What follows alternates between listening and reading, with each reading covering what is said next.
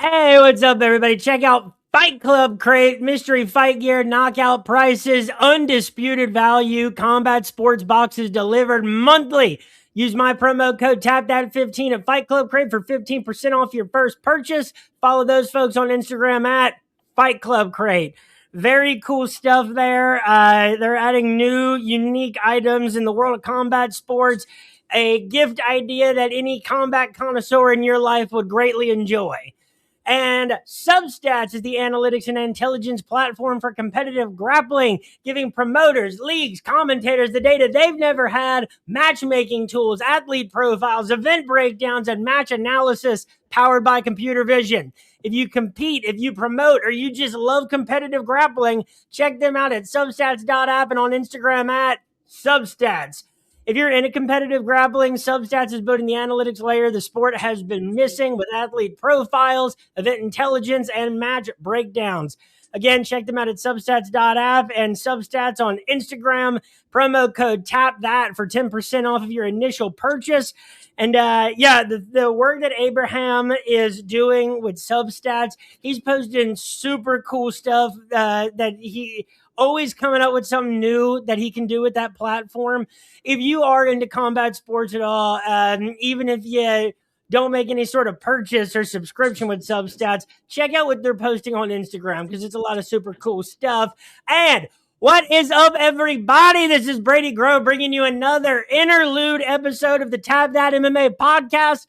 It is Thursday, August 20th. I'm going to be coming to you tonight, probably later in the evening with picks for the UFC this week, maybe some reactions from last week and reactions from the Contenders series where, for all the things that went wrong with my bets on the Contenders series, there's two of those losses that I think were avoidable, and I'm not happy with the people that were partook in those.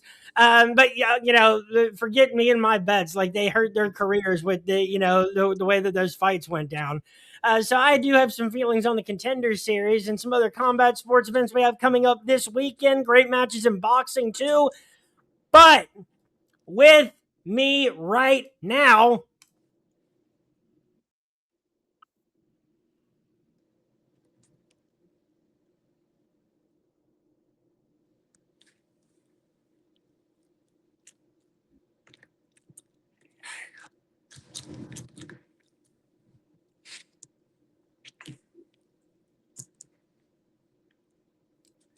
this guy is a 4-0 amateur boxer, but he is a combat connoisseur of all sorts. He has held amateur belts in kickboxing, boxing, and though it is not stated on Tapology, grappling under the New Line Cage Fighting banner. Give it up for Roman the Gladiator Belcher. Roman, thank you so much for being here today. How's it going, man? It's going great. Thank you so much for having me on. I appreciate it. I always get an opportunity to speak, get my name on the camera, get my face on the camera and start talking. And yeah, man, it feels good. We're about to perform Saturday night and knock this dude out again.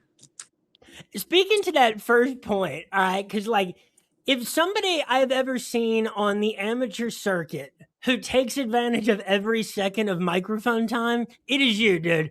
Even the clip from that fight where you beat James Barney, and that was a kickboxing title. And you're talking during the decision. Like, they said 49-46, and you were like, nah, 49-46, nah, 50-45. And you said, that's one right there. That's right there. Yeah. Then she tried to interview you after the fight, and that was that effort was for naught because you had the microphone and you were walking around the cage doing your own thing. I always love to see a fighter in the career position of you who does one wants to take advantage of that microphone time because you know what that can do for your career, but also has some natural ability for it because some people suck on a microphone. And you do a very good job with it. Yeah, man, I do my best. Sometimes the words don't come out quite correct, but I always take advantage of it. I work so hard in the fight camp, preparation, doing all the right things. You might as well, when you get out there and put on a good performance like that one. I knew I beat him up 5 rounds to nothing, so why not talk about it? Why not be confident, There's no point in shying away from it. At the end of the day, everyone can lose, but when you put so much work in and you know the victory is inevitable, Yeah, you just capitalize, and I'm not going to shy away from it. And the thing is, this is a sport where there's not a lot of famous people. Even in boxing, where the stars make a lot more, money, everybody knows what these figures are, but there's not a lot of famous people. And to a lot of promoters, to a lot of fans, people that are on regional cards, that are on the bottom of the prelims of more major promotions, a lot of them, to them, they're interchangeable. It doesn't Yeah, necessarily matter who you are, but yeah. when a young fighter like yourself is taking the opportunity to set themselves apart from people, make yourself not interchangeable. That way, because there's a lot of fighters, I think, that do a lot of complaining about the way that the business of the sport works. But in all the opportunities that they've had to set themselves apart, a lot of them don't take it and they don't take proper advantage of it. Hey, you didn't say a single lie. I agree with that. I think that most people will hate when they see confidence, maybe because they don't have it themselves, or maybe they've tried to talk and it didn't go the way they wanted it to. But, in my mindset, I think that that's what this sport is. We do two things.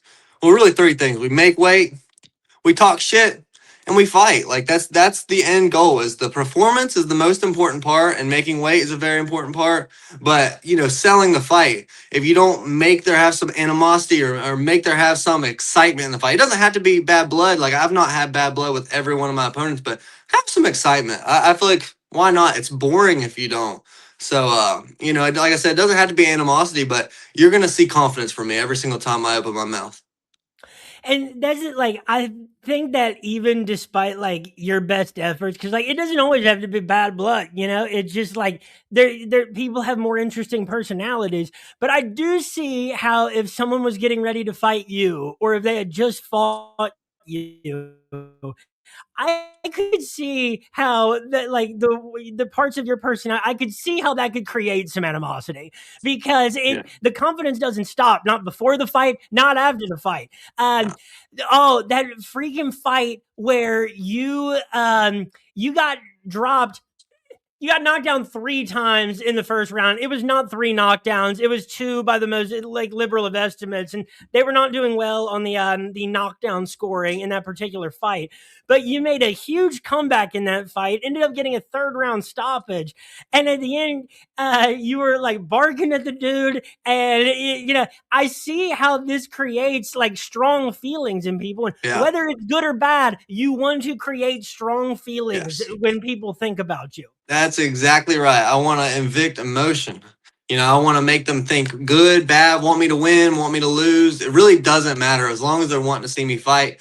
That's the main thing that matters. But as far as when it comes to my opponent, yeah, he's trying to come out there and take my head off. And he thought he had me out there in the first round, and he landed his good shots, and that was good. But we saw in the second round when I started to put it on him, and we saw what his striking looked like when heat was put to it. And mine holds up and his didn't, and there's no emotions about it. That's just what happened. So I don't think it's like I said, I don't think it's bad blood or animosity. I think it's competitive nature and a will to win. So I mean, not to disparage that particular opponent, but you could see it after knockdown number 2, because you came in with those kicks. You love to lead with your kicks. You love to have a big share of your striking in your kicks. Your body and your physique allows you to do that and to be more dynamic with your kicking. And you could see he landed those straights like off of those kicks. And after the second one, I think in my memory, he might have like done like a round off, or like he did like something wild, like ran backward to his corner. And it's like, dude, I hate yeah, to think about how much energy that freaking dude just used yeah. before this fight was over. No, that's the truth. The little moments in fights, it's like the difference between a pro and an amateur. And I'm at the point in my career where I'm kind of transitioning. I want to show that I am a pro fighter, but yeah, I'm still fighting on the amateur scene. But you're going to see me turn pro like relatively soon. And the difference between an amateur and a pro is when they hurt someone. Now that's a kickboxing fight. Like what I got this weekend's an MMA fight. It's going to be a different. You can't get hurt like that. I'm going to be definitely tighter, but when you get rocked, how do you react? When you rock someone, how do you react? Those are two very important things because it can lose you a fight. If you could have someone rocked. They're wobbly, and then you don't pick your shots. You get too excited. You start overextending. Or in that fight, he's wasting energy on something that's we're not even actively fighting. You just wasted you did a sprint. Why'd you do that? But it didn't pay off for him. So all good.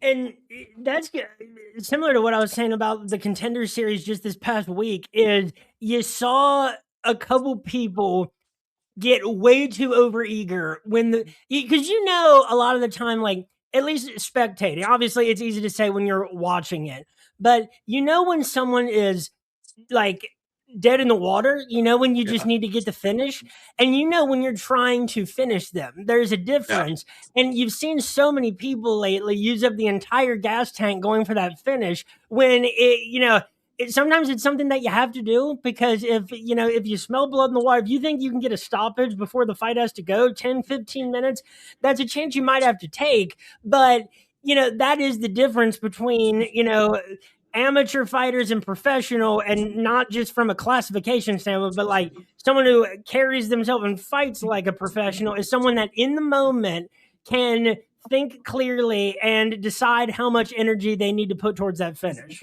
Yes, 100%. It's high level decision making under heat. Like, that's what I love about it. Because when we're practicing, Cub Swanson, he's got a video where he talks about it. It's sparring is like practicing theory. So you have it in jujitsu, striking, wrestling. You got all the theory that you're practicing with, the different techniques. But then when we go in the fight, that's like the science project. That's when you get to try it out. And under the different rule sets, like the James Barney fight was 5 rounds. Specifically in the fourth round, I felt like I could have got him out of there. There was a couple shots that I landed that I was stealing that round for sure, and maybe I could have tried to put it on, go hard. But what if I lose the fifth? And I know that he's the champion, and at the end of the day, the last thing that the judges see, that's what they really care about most of the time, at least in these amateur shows. So I just kind of picked my shots, played my kick game, and then in the fifth round, I went out there and I had the energy to bang, bang, right hook on his chin, and I rocked him. And that was, in my opinion, that's what kind of like stamped that fight. Like, you're not taking this fight from me when I just wobbled him in the last round, and I had put on like very competitive, and I felt like I won every round. But even still, give him a couple rounds. I think the fifth is what they see, and it's him getting wobbled. So you got to make like smart decisions with your energy, and I'm excited to show Saturday night's another 5 round fight. We actually got it 15 minutes. I'm very excited for that because 15-minute fight, that's a UFC level fight. That's like, Contender Series, the things I'm going to be dealing with in my pro career. I want to go through that. So if it does go 5 rounds, which I do not think it will, I'm excited to show that, I'm an intelligent fighter. I'm not just someone that goes out there and brawls. I go out there and I tactically take them out. No, and I have no doubt, based on the fights that I've seen of yours, that like I don't think going the distance, even at the extended level that is beyond what usual amateur fights are, I have no doubt that you'll be able to go the distance and be able to fight strong throughout.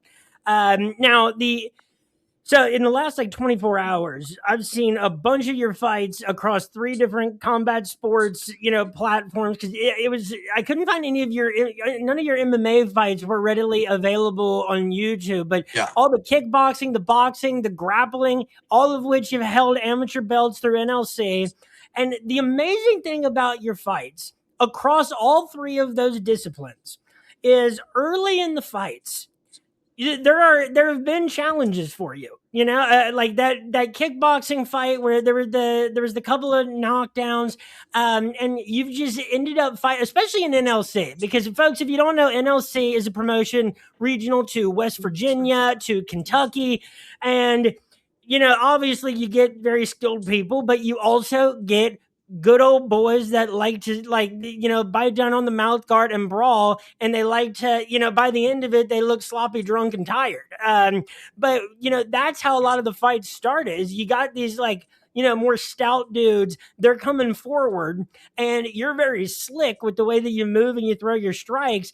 And early in the fights, sometimes you got caught maybe by some bigger shots, or in the grappling even. I remember in The one where you ended up winning by the mounted triangle. There were Yeah. some issues early in that one too. Yeah. But the amazing thing is like they say like this is a guy like I remember one of the commentators said Roman Belcher. You want to like maybe they might be better served to go after him aggressively early on because he's had his struggles early in fights. But I see something different. I think I think that doesn't work because you make fantastic mid-fight adjustments. You could see you working out the spacing, as those fights went on. And places where you were maybe like leading with a kick and then ended up taking a punch because of it, you were avoiding that and then finding a way to counter off of their miss. And you're very good at getting people to commit big time to shots that don't land. Yeah. Yeah. I have a pretty good understanding of range and especially like my own range. I've been doing striking since I was 15. So, I know how long my arms are, I know how long my legs are, I know how to use them. And even like those fights, those are like older now. I feel like the kickboxing fight where I had that rough one, that was 2024. Now it's 2026. So that's a long time ago. And I feel like I've grown tenfold since that fight. And, I've gotten to show it in boxing. I've had one MMA fight. That one went well as well. But I'm excited to show it again. I feel like I've, even since just my last fight, I fought July 18th was my last boxing fight. I defended my boxing title. That one's probably not on YouTube just because it's so recent. But I showed a lot of improvements with that one with my hands, and I'm looking to show that. But just mix it together. We're going to have hands, we're going to have kicks, we'll have knees, and of course have the grappling. So I'm excited to show it just full fledged fight. And this is what I like about new line cage fighting is because I think like West Virginia, Kentucky, there's been some like turnover of promotions over the last handful of years. Like, excuse me, for a while there wasn't necessarily like a reliable promotion that you knew was going to be around. Am I buffering? Oh, there we go. That you knew was going to be around tomorrow that you'd be able to get a fight with. Now, New Line Cage Fighting, not only have they been around and reliable and they're serving the areas of West Virginia and Kentucky, but they've made themselves easy to find. You can stream a lot of the events on YouTube and everything, and they have a ton of their past events on YouTube. And I love that they do boxing in the cages, that they do kickboxing in the cages, that they held, their championship grappling match in that very small, intimate venue that you were in for that. Like, that's a neat thing. That's a promotion that is working well with what they have, and they are putting in the effort and the work to be successful and to hang around. Yeah. No, I would agree. New Line's great. Like great promotion. As far as like trying to keep everything streamlined, they do well, you say they do their best with what they have. It is harder on an amateur show or a pro am show to make it run perfectly, but they do their best. And as far as like getting my name out there, I've been grinding like every day, twice a day, sometimes three a days, to make it in this sport. And if we didn't have New Line, we're not going to have me getting on these cards and me fighting. And so I really wouldn't be where I'm at now without New Line. So I'm, very grateful for them. And they've gotten a couple people to the UFC, like Thomas Gaunt. He fought on New Line. I've seen him fight live, and he's fighting on the UFC now. So I know that like there's a pathway. You have to set yourself apart. You can't just settle to what you're around. I have to go out there Saturday and show I'm not like these other fighters. I'm better than all of them, and I'm going to do that. So you'll see me in the UFC, and then I'm going to be one of the NLC fighters that made it to the UFC, and that's just how you do it. And that's it. You're 22 years old, so you got like all the time in the world, especially at the pace that you've been competing in. And if you get a big opportunity and you are able to capitalize and get a win, once you get like a bigger spot and then a bigger spot, it's the personality factors, and then like even more of the intrigue of like, oh, this is a dude from West Virginia. That's interesting to a lot of people around. Like because Yeah, I'm from exactly. Kentucky. I'm in Kentucky right now. I've been, I have lived in Kentucky 99.9% of my life. And Kentucky and West Virginia share a lot of things in common, like they're right there with each other. They have a Yeah. lot of the same problems as a state. They like a lot of the same things as different states. And the thing about New Line, too, is it is hard to find the balance that they have. And what I mean is, in West Virginia, Kentucky, it would be really easy to put on a fun but low quality event with a low production quality where basically hillbillies are beating the shit out of each other. Whether they're in good shape or not, or whether they have are well trained in mixed martial arts. And Yes. I think that New Line has actually done a very good job of keeping some of that West Virginia, Kentucky backyard brawl sort of flavor while also putting on high quality fights with a production value that I would call surprisingly good. Yeah. No, surprisingly good's right. And they do have a good mix. Like you'll go to these cards and sometimes I think that's part of the fun of the pro am shows. You got Hillbilly 1 and Hillbilly 2 gonna go throw lefts and rights for a couple minutes and then they're gonna gas out and it's gonna be funny. And then you got like actual good fighters. Like I believe I'm the best fighter on the card. Like you're gonna have a great fight. I think that my opponent, he trains at a good gym and he trains hard or whatever. He's going to be good and I'm going to knock him out. But either way, we got actual like high level fights going on the same card and you can still have the entertainment of it. I think you don't want to just have it's all trying to be high level fights because realistically, a lot of people want to see a knockout or a lot of people want to see someone get their ass whooped or the funny moments that cards can bring. So you got to have that mix of the circus show, but also it's a platform for real fighters to make it out. And now, so the state of West Virginia, and so like my father in law, he lives in Sutton, West Virginia, and so we've been there, and I like Charleston, West Virginia too. That's a fun place, and but like certainly because of like the demographics of the state, the size of the state, opportunities can be a little bit few and far between for fighters. Like depending on where you live, who knows how long of a drive it might be to your gym. So like right now, as you've been coming up, like what is the state of the regional scene in West Virginia for like people that are like on their way up and they're trying to get fights, they're trying to get the training that they need to raise their level of performance. What and naturally, like if you want to get fights at at a very regular pace, a lot of the time it might require you to step out of West Virginia. Like your Yeah. upcoming fight this weekend is going to be in Lexington, which is awesome. Yeah. Lived there for 7 years of school. So what have you found the state of West Virginia regional MMA to be? I'd say there's really only a couple options. New Line, I think, is the best one and the main one. You got Nightmare Promotions is there, and they're good. Mike Sark, he's runs a pretty good show, and then Doghouse Promotions puts some fights on. They've actually New Line and Doghouse have had like a co-promotion together, Mm. and that was a cool show at the Parkersburg High School. It was a nice event, and so I'd say that as far as the fights, you really like New Line is what we got for West Virginia. I think it's the best one. But as far as training goes, it really is hard to find the proper training. But I'm blessed that I've been able to find the places I have.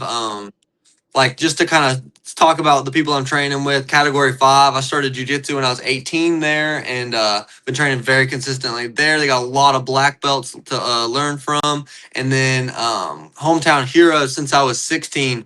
They're like predominantly a boxing gym, but Mike Dias, he's an MMA fighter, boxer, and a pro in both.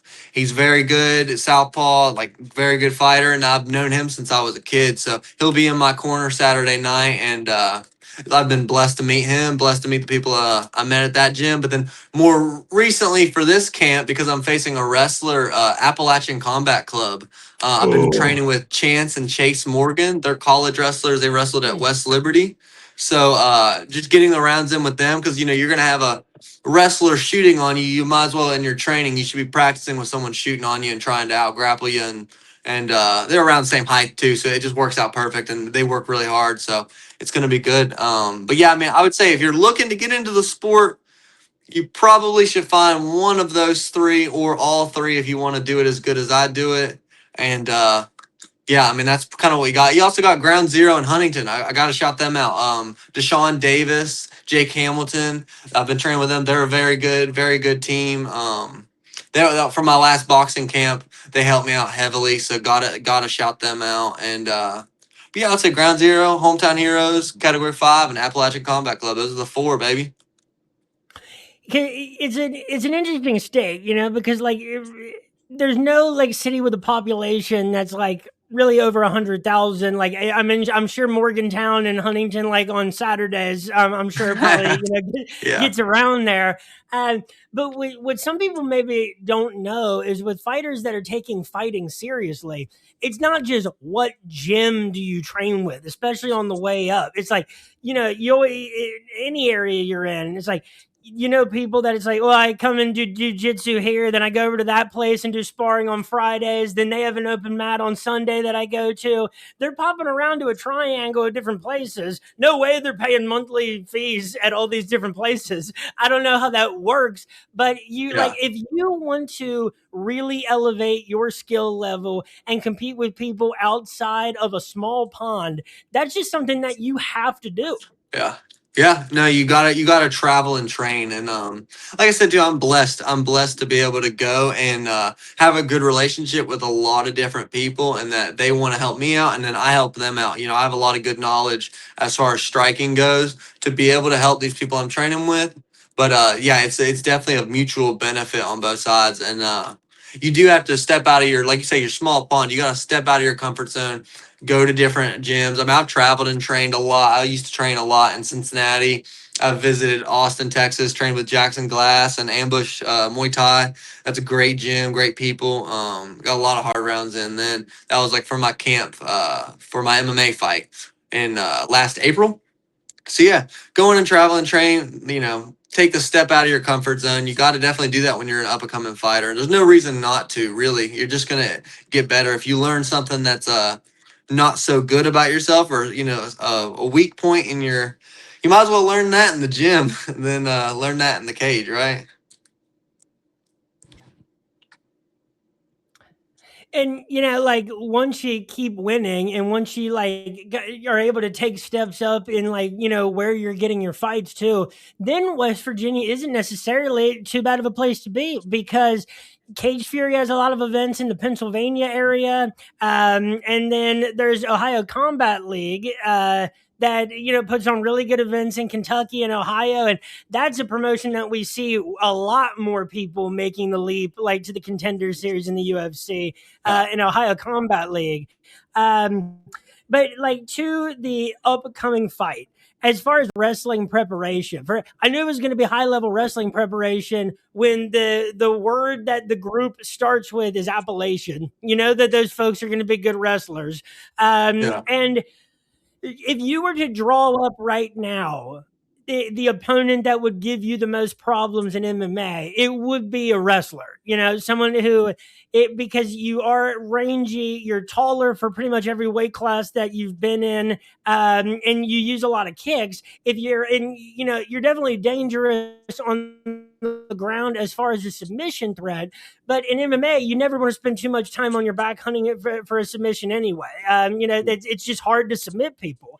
So you don't want to Yeah. spend, too much time on your back there.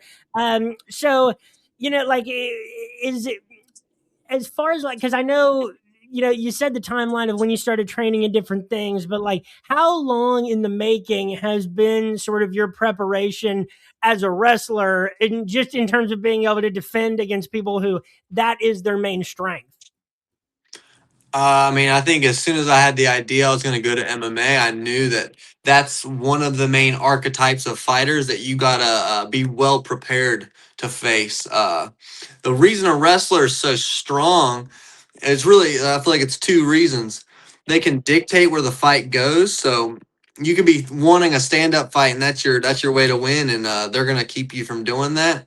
And it really does. good for the scorecards. If you could be beating them up, but it's kind of even on the striking, and then they just get a takedown. They don't even do anything with it. But with these judges, they will give a wrestler a lot of times. They're going to give a wrestler the win just because they got a takedown, even if they didn't do damage. So it is a definitely can be a dangerous matchup if you're not well prepared. But I have no fear of any specific place that this fight goes. If he tries to take me down, I'm going to submit him, and I'm going to also defend the takedowns. I don't even believe he gets me down to the ground. I can submit him without going to the ground. So yeah, just I would say as far as my timeline though, like I said, the beginning. As soon as you start thinking you want to go to MMA, you need to transition your mind from I'm a kickboxer or I'm a boxer or I'm a grappler into I'm an MMA fighter.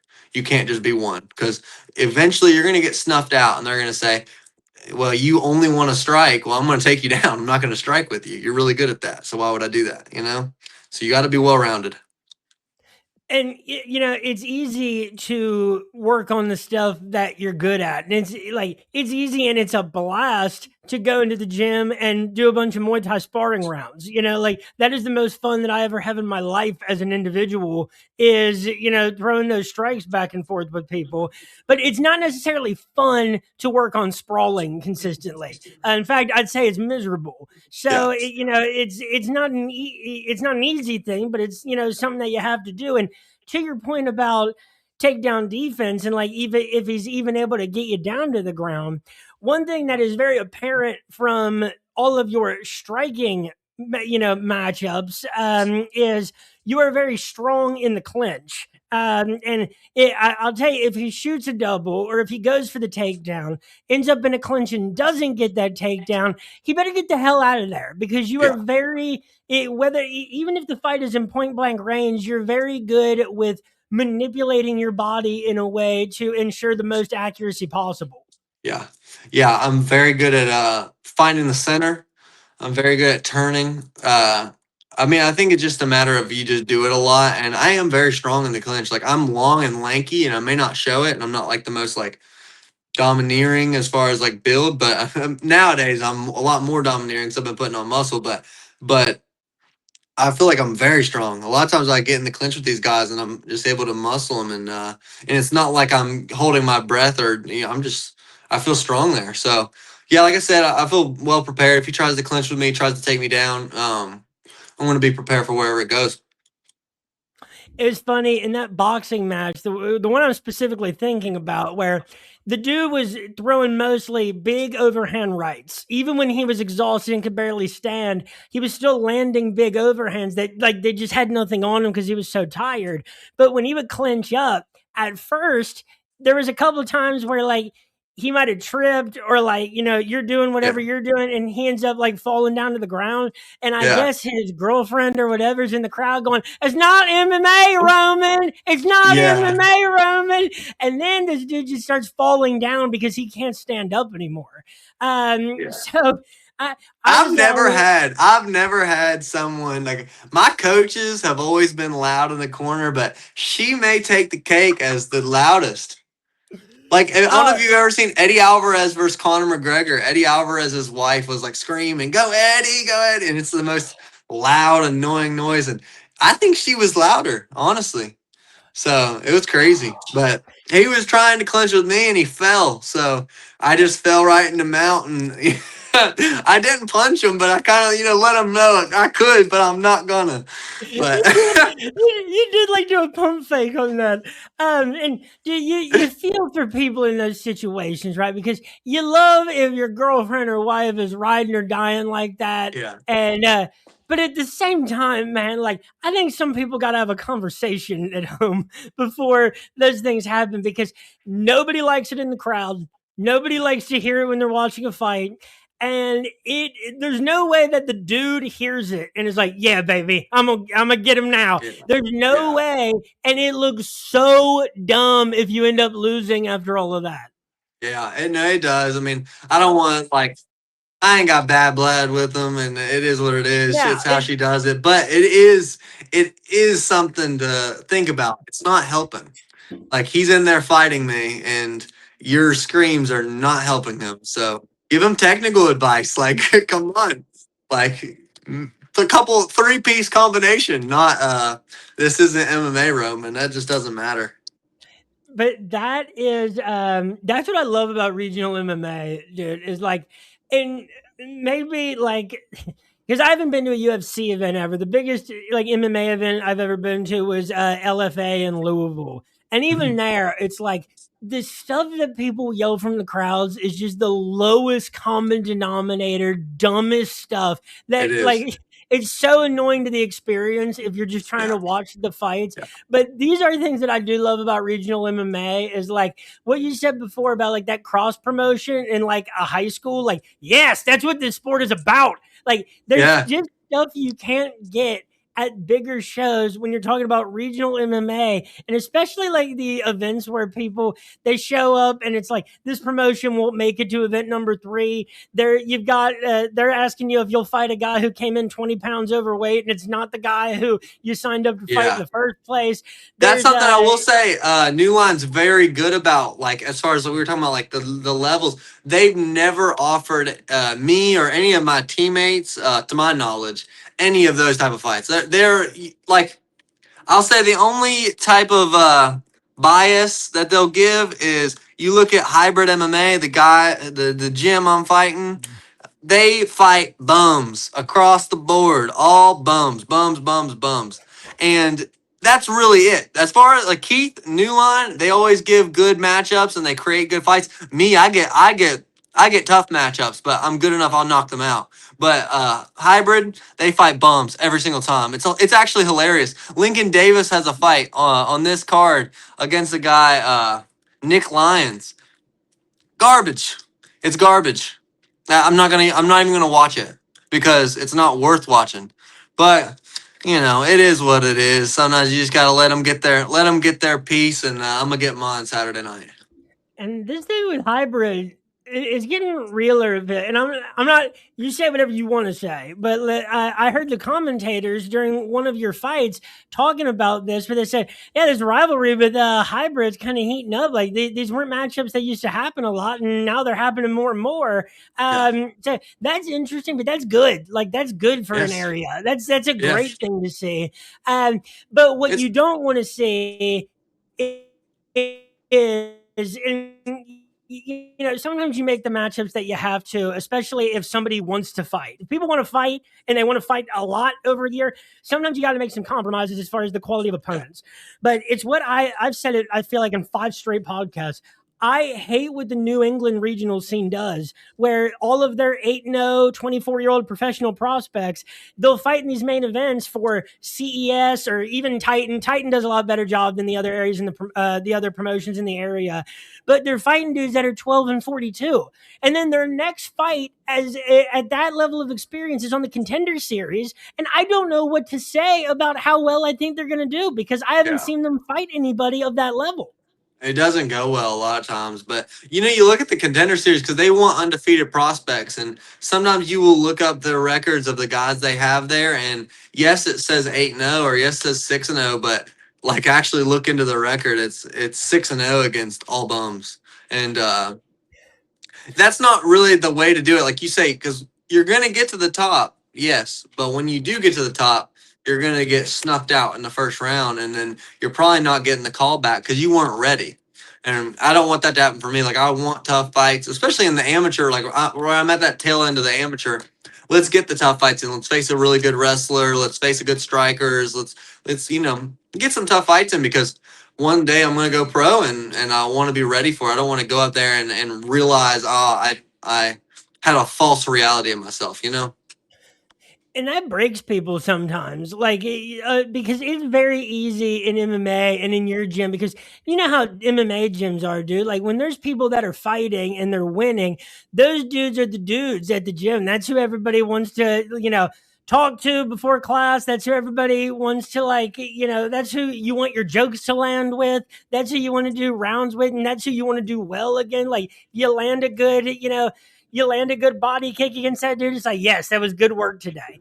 But it's very easy to get that big fish in a small pond complex, and that's a very comfortable place for a lot of people. It's uncomfortable to be 4-4, not seeing the long term, outcome. You see, like, there's a lot of Brazilian heavyweights that'll be 6-0, 26 years old, and you look at the opponents and it's 0-0-0-0-0-0 record, not fight not eligible for record on Tapology. It's like, what's that about? Yeah. And then you see people all the time where it's like, dude, he's 4-5, but like 3 of his fights that he lost, they were 5 years ago, and they were the dudes that are now in the UFC. It was the beginning of their career. And Yeah. you just have so much more trust in the abilities of those people. Definitely, you do. I do think you gotta be intelligent with how you fight, because it's not a game to play with. There's serious consequences to every time we step in there. We're taking a risk. But I do think, like you say, you don't want to have a big fish in a small pond mindset.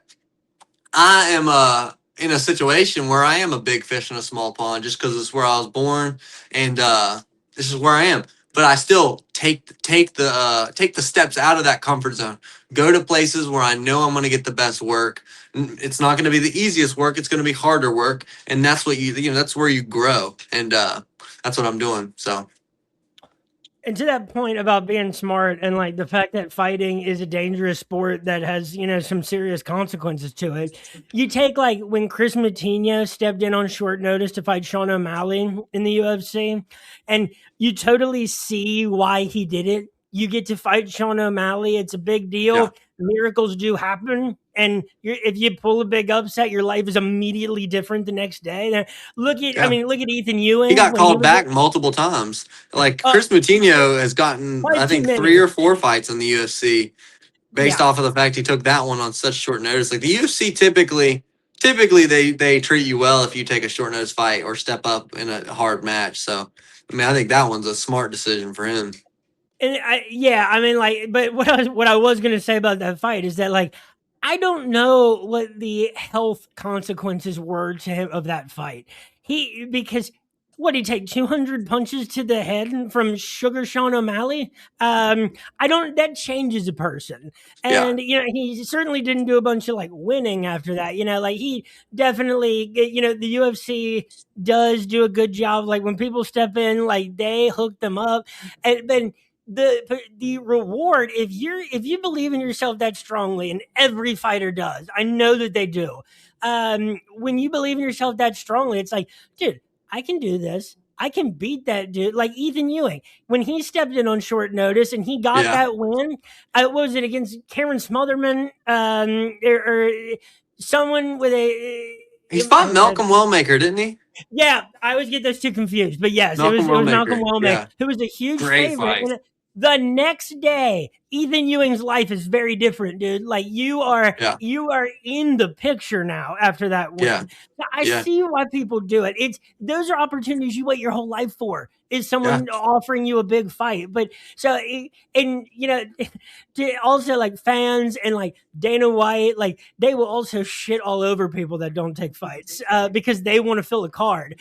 But so it's got to be tough, whether the fighter is beyond what you should be fighting right now or below what you should be. It's got to be hard when you're 22 years old, you want to see your career advance because you believe in yourself that strongly, and you just want to fight. You want to keep fighting, you want to keep winning and getting better. And opportunities, in different regions don't come along, all that. They're not, they can be inconsistent. So it's always a challenge for people to figure out that balancing act. It can definitely be tough when you're an amateur fighter because fights fall through and they come about very quickly. One of my teammates, Eric Kuhn, he's fighting on the card Saturday. He took the fight on, I think it was like 2 or 3 weeks notice. Like his fight had just fallen through, and then like the next weekend he gets a call like, "Hey, we'll put you in on this fight," and he's like, "Let's do it." Like that's how you have to be as an amateur. You gotta stay ready so that when the call happens, you're not like, "Oh shit, I'm not ready anymore." You gotta always be ready, and that is tough on a fighter's mind to stay in camp and. But if you love it and this is your life, like this is my life. I do this day in, day out. if I stopped training, it would be like I'm living a different person's life. When you look and you talk about Roman Belcher, like this is my life. The sport is my life. I wake up, I train, I cut hair. I'm a barber. That's my job outside of it, and it fits around my schedule for training very well. So I go train, cut hair, train again, and then recover, get ready for the next day. That's my life. And I, with or without a fight camp, I like that type of lifestyle because I think I grow the most with it. It keeps me out of trouble. I'm not going to bars or doing anything unhealthy, not living an unhealthy lifestyle, and that's the way to live. So yeah, I think that lifestyle is gonna, as I become a higher and higher level pro, it's gonna suit me well because calls are gonna come in and I'm gonna be ready for them. And it's great to have a profession that you use to pay the bills and everything that also, as I imagine, allows you a little bit more freedom and flexibility to prepare as a fighter. Oh, it's great. It's a great job. Barbering and fighting are two things that I feel like have saved my life. Barbering's came in relatively recently. I've only been doing it for like a year and a half, but it's a job that you get to meet all kinds of people. It's low energy. You're not burning your body up while doing it, not breaking your back. And then like I said, yeah, the schedule works around the lifestyle of a fighter pretty well as just like talking to people in the community. I get to meet a lot of different people and kind of spread like, hey, I'm fighting. It happens pretty easy. I got red hair. I don't know if you can see it in that lighting, but when you're cutting someone's hair and they look at you and they're like, what's the story on that? And they ask you, and you have a really easy story to tell. It's that you're a fighter and you got a fight coming up. They eventually want to see it. Most people are into that stuff, so it's pretty easy to market yourself. It's a good job.